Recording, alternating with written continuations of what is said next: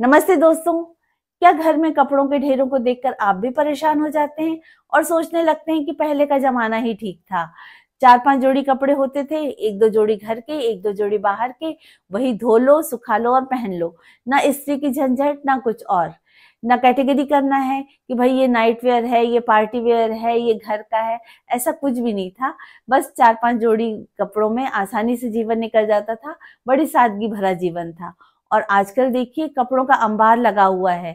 समस्या बन गई है ये कपड़ों की तो। अरे पर रुकिए, ये समस्या नहीं, वरदान है आपके लिए। भगवान का वरदान है कि आप इस लायक हैं, आपके पास इतने कपड़े हैं अच्छे अच्छे। तो ये समस्या कपड़े नहीं है, कपड़ों की हैंडलिंग है, जो शायद आपसे ठीक से नहीं हो पा रही। पर आज के वीडियो में दी गई सारी टिप्स एंड ट्रिक्स अगर आप फॉलो करेंगे तो ये समस्या नहीं, आपको भी वरदान लगने लगेंगे कि आपके पास इतने अच्छे अच्छे कपड़े हैं। तो चलिए जल्दी से आज का वीडियो शुरू करते हैं। नमस्कार दोस्तों, जय श्री कृष्णा। मैं संगीता सिटो के स्वागत करती हूँ आपके अपने channel manage your space and wellness में। दोस्तों, यहाँ फ्लाई लेडी चैलेंज चल रहा है और आज हम आ गए हैं 20वें दिन पर। तो आज के दिन का चैलेंज यही है, हमारा बेबी स्टेप्स छोटा सा यही है कि हम कपड़ों की लॉन्ड्री को ठीक तरह से समझें और ठीक तरह से करें, ताकि हमारे ये कपड़े समस्या नहीं बल्कि हमें भी वरदान लगने लग जाएं। तो चलिए फिर 20वें दिन का बेबी स्टेप हम शुरू करते हैं। तो सबसे पहले हम शुरू करते हैं कपड़ों की लॉन्ड्री से। लॉन्ड्री का मतलब ये बिल्कुल मत समझिएगा कि कपड़ों का धोना है। हाँ, कपड़ों का धोना है, पर वो एक स्टेप है। कपड़ों की लॉन्ड्री पूरा एक रूटीन है जिसको हमें फॉलो करना होगा। इसका सबसे पहला स्टेप ये है कि कपड़ों की कैटेगरी अलग अलग करें। कपड़ों की कैटेगरी अलग इसलिए करना है, देखिए पहले के जमाने में क्या होता था, हाथ से धुलते थे कपड़े। तो सब हम जितने कपड़े हुए हैं उस दिन के सारे हम अलग अलग गला देते थे, सफेद एक बाल्टी में, रंगीन अलग बाल्टी में, इस तरह से हम गला दिए और वो हाथ से धुल गए। अब अधिकतर लोगों के पास है वॉशिंग मशीन। अब वॉशिंग मशीन में एक बार में तो हम सारे गला नहीं सकते, तो हमें उनकी कैटेगरी करनी पड़ेगी। सफेद अलग, रंगीन अलग, जैसे कि वुलन अलग, और बेडशीट वगैरह है तो वो अलग।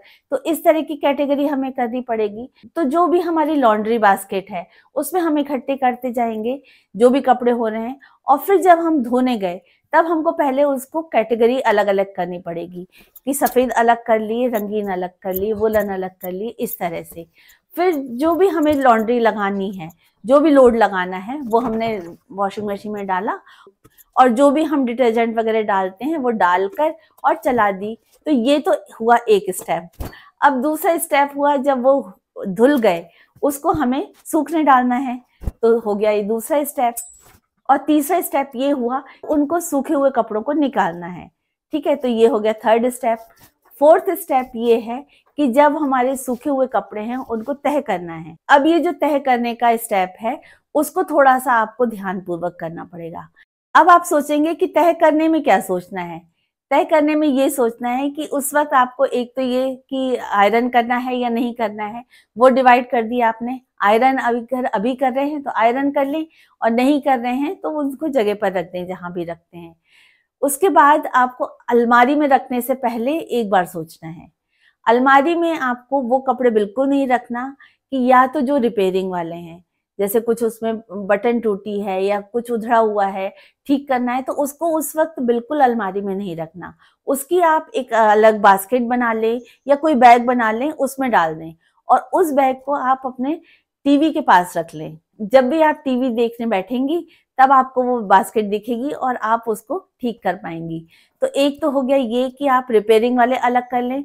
दूसरा ये कि अगर आपको वो कपड़ा पसंद नहीं है या आपने पहना था, आपको अच्छा नहीं लगा, जब भी आपने पहना था उसको पिछली बार, तब आपको अच्छा नहीं लगा वो, कि अब अच्छा नहीं लग रहा, तो उसको या तो डिस्कार्ड कर दें या किसी को दे दें।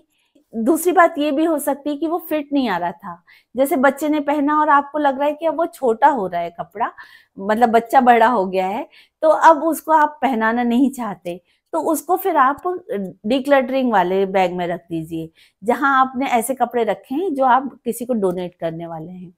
उस कपड़े को अपनी अलमारी में मत जाने दीजिए, क्योंकि आप देखेंगे कई बार हमारी अलमारी ऐसे कपड़ों से भर जाती है जो हमारे काम के ही नहीं है।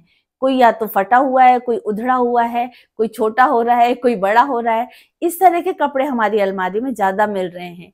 तो हम ऐसा काम करें कि हमारी अलमारी में हमारे काम के कपड़े ज्यादा हों, जो निकाल कर पहनते वक्त हमें सोचना ना पड़े। ऐसे कपड़े हम अपनी अलमारी में रखें, और जो रिपेयरिंग के हैं या देने के हैं, जो हम नहीं पहनना चाहते, उनको हम हटा ही दें तो ज्यादा बेटर होगा। क्योंकि परेशानी तो यही है ना कि अलमारी में कपड़े रखने की जगह नहीं हो रही और बाहर फैले हुए हैं, और कपड़े देखने जाओ तो अलमारी में काम के ही नहीं है। तो उसका सॉल्यूशन यही है कि जो आपके काम के नहीं है कपड़े, उनको कहीं और रख दीजिए।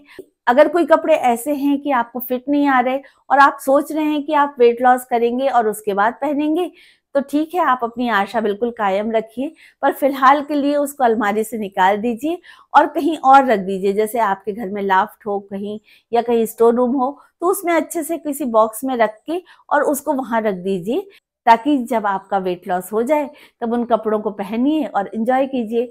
पर तब तक आपकी अलमारी में दूसरे कपड़ों के लिए जगह रहेगी। अगर आप इस टिप को फॉलो करेंगे तो आपकी अलमारी भी जमी रहेगी और उसमें वही कपड़े मिलेंगे जो आपके काम के हैं, और जो बिना काम के हैं, जिनमें कुछ समस्या है, वो बाहर रहेंगे।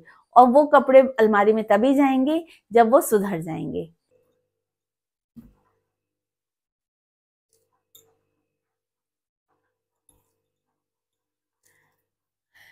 इसकी बटन टूट रही है, तो इसको मैं इसकी जगह पे नहीं रखूंगी, बल्कि ये वाली जो बास्केट है मेरी, ये वाली, इसमें रिपेयरिंग का सामान है। 2-3 और चीजें ऐसी हैं तो उसी में ही रख लूंगी, और आज इसको मैं टीवी के वहां रख लूंगी। तो जब भी शाम को फ्री टाइम रहेगा तब इसकी रिपेयरिंग हो जाएगी, और उसके बाद ही इसको अलमारी में रखेंगे। तो ये वाले काम हमारे हो गए हैं। ये वाले जो आयरन के कपड़े हैं, इनमें से कुछ हम दे देंगे प्रेस वाले भैया को, वो करके लाएंगे। जो मोटे कपड़े जैसे जीन्स वगैरह, वो तो प्रेस वाले भैया को दे देंगे। छोटे मोटे कपड़े जैसे टी शर्ट हुआ, हैंकी वगैरह हुए, ये सब हम अभी प्रेस करके रख लेंगे, ताकि हमारा काम हो जाए अभी, और उसके बाद ही इनको हम अलमारी में जाने देंगे। हम एक नियम ये बना लेंगे कि जैसे ही हमने सूखे हुए कपड़े निकाले, वैसे ही हमने उनको तह कर दिया। जो आयरन के हैं वो आयरन कर दिए, जो हमें प्रेस वाले भैया को या किसी को देने के हैं प्रेस के, वो प्रेस के कपड़ों में रख दिए, और जो हमें डिक्लटर करना है वो डिक्लटर कर दिया। तो लीजिए, हमारा 15-20 मिनट में ही एक पूरा कपड़ों का ढेर क्लियर हो गया। जो प्रेस करने के थे वो मैंने कर दिए, जो भैया को देने वाले थे प्रेस वाले भैया को, वो हमने अलग रख दिए, जो रिपेयरिंग वाला था वो अलग बॉक्स में रखा, और जो डिक्लटर वाला था वो अलग बॉक्स में रखा। तो इस तरह से ये पूरे सॉर्ट हो गए, और जो अलमारी में रखने वाले थे वो अलमारी में रख दिए। तो इस तरह से हमारा पूरा काम हो गया, और आज का लोड लगा दिया है, वो जब हो जाएगा तब उसको सूखने डाल देंगे। तो इस तरह से देखिए कपड़ों का काम कितनी आसानी से हो गया। थोड़ा सा टाइम निकालकर आपको एक बार में व्यवस्थित करना है, और आपका ये कपड़ों का जो समस्या लग रही है आपको, वो फिर से वरदान लगने लगेंगे। तो अब जब भी हमें काम हो, कहीं जाना हो, तो वो कपड़े निकाले, पहने और गुड टू गो। तो इतना आसान था ये काम। तो करते सभी हैं ये लॉन्ड्री का काम, कपड़े का काम। आप भी करते होंगे, हम भी करते हैं, पर थोड़ा और सिस्टमैटिक करेंगे तो हमारी लाइफ और आसान हो जाएगी। तो ये था वो रूटीन जिन्हें हमें फॉलो करना चाहिए। तो आशा करती हूँ आपको ये पसंद आया होगा, और अपने कपड़ों को समस्या बनने से बचा लेंगे अब। तो अब अपनी दोस्त संगीता सिटोके को इजाजत दीजिए। कल फिर मिलेंगे 21वें दिन के चैलेंज के साथ। तब तक के लिए धन्यवाद। जय श्री कृष्णा।